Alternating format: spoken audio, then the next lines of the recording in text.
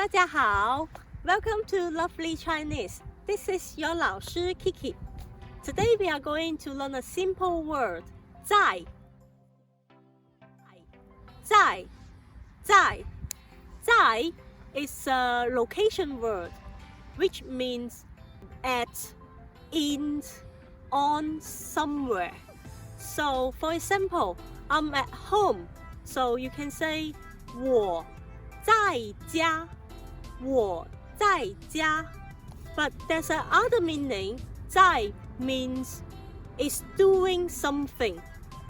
The words can be used I am eating.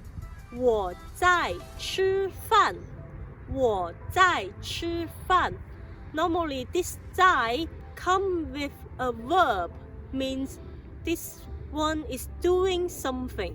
Yeah, that's all for now. 再见